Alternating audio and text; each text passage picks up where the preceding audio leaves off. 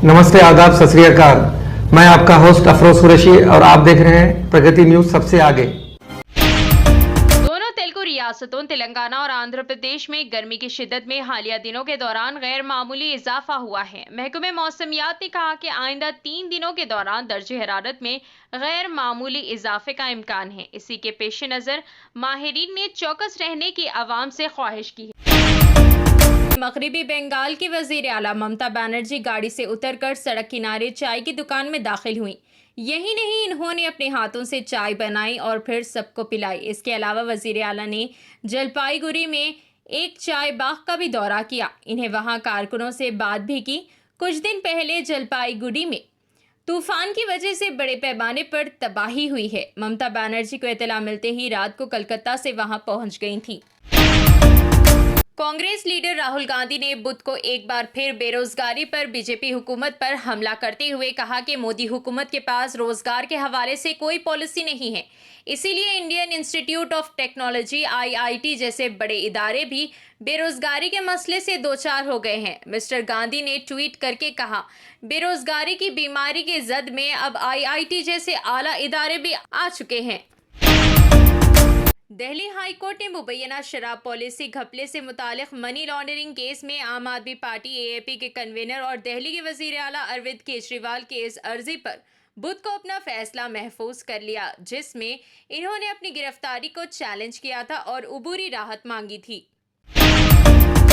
PDP सदर और साबिक वजीर आला महबूबिया मुफ्ती ने ऐलान किया कि इनकी पार्टी कश्मीर के तीनों लोकसभा सीटों के लिए अपने उम्मीदवार खड़ा करेगी। इन्होंने कहा कि इन लोकसभा सीटों के उम्मीदवारों का ऐलान अनकरीब किया जाएगा। इनका कहना था, India block partner national conference ने PDP के लिए कमिश्नर के तीनों सीटों पर उम्मीदवार खड़ा करने के अलावा कोई दूसरा रास्ता नहीं छोड़ा। मौसूफ साबिक वजीर आला ने इन बातों का इजहार बुध के रोज यहां एक प्रेस कॉन्फ्रेंस से खिताब के दौरान किया। तेलंगाना के महबूब नगर से ताल्लुक रखने वाला एक खानदान फ्लोरिडा अमेरिका में एक अलमनाक कार हादसे का शिकार हो गया, जिसमें 1 साला बच्चा हलाक हो गया, जबकि इसके वालिदैन और बड़ा भाई शदीद जख्मी हो गए। हादसे में शदीद जख्मी होने के बाद शेरख्वार बच्चे को हवाई जहाज से अमरीकी शहर तलहासी के एक अस्पताल ले जाया गया, लेकिन मंगल 2 अप्रैल को इस मासूम की मौत हो गई। ये खानदान, जो असल में जरचल्ला का रहने वाला है, अमरीकी अस्पताल में अपने 11 साला बेटे अद्वियत के लिए क्रेनियल फेशियल थेरेपी से वापस आते हुए तबाहकुन हादसे का शिकार हुआ। वालिदैन और इनके बड़े बेटे को भी हादसे के नतीजे में जानलेवा जख्मों के साथ अमेरिका के शहर दोथन एक अस्पताल में दाखिल कराया गया। इनकी बीवी अनुषा की शदीद चोटें आई हैं, जिनमें इनके बाएं टांग और चेहरे पर मुतअद्दिद फ्रैक्चर शामिल हैं, जबकि सुशील और अद्वियत ICU में अपनी जिंदगियों से लड़ रहे हैं। तेलंगाना के संगारेड्डी जिला के केमिकल फैक्ट्री में रिएक्टर के फट पड़ने से 5 अफराद हलाक हो गए। मेहलुकीन में कंपनी के डायरेक्टर रवि शर्मा भी शामिल है।